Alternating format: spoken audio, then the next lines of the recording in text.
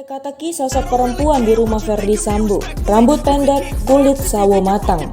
Sidang kasus pembunuhan Brigadir J terus mengungkap sejumlah fakta baru. Terkini adalah sosok perempuan yang disebut-sebut menyebabkan hubungan Brigadir J semasa hidup dengan atasannya Verdi Sambo renggang.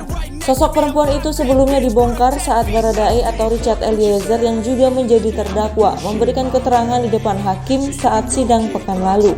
Terkini tim kuasa hukum Baradae buka suara mengungkap ciri-ciri sosok perempuan di rumah Verdi Sambo itu. Roni Talapesi selaku kuasa hukum Baradae mengatakan sosok perempuan yang dimaksud selainnya mempunyai ciri-ciri berupa rambut pendek dan kulit sawo matang. Hanya saja Roni tidak menjelaskan secara rinci terkait sosok perempuan tersebut. Sebelumnya, kubu Verdi Sambo angkat bicara mengenai kesaksian Richard tentang ada perempuan misterius menangis keluar dari rumah Bangka, Jakarta Selatan. Sebelumnya, kubu Verdi Sambo angkat bicara mengenai kesaksian Richard mengenai ada perempuan misterius menangis keluar dari rumah Bangka, Jakarta Selatan. Menurut pengacara Sambo, Arman Hanis, kesaksian Richard merupakan keterangan palsu. Menurut Arman, Richard hanya mengarang cerita tersebut.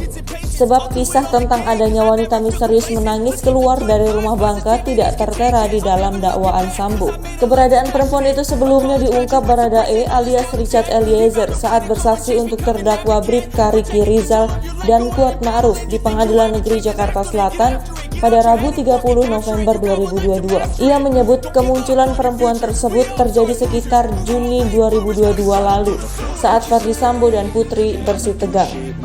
Menurut penuturan Richard, peristiwa ini bermula saat dirinya tengah piket jaga di rumah pribadi Verdi Sambo di Jalan Saguling 3, Pancoran, Jakarta Selatan. Ketika itu tiba-tiba Putri turun dari lantai 2 didampingi oleh Yosua. Pada saat standby di Saguling ada kejadian.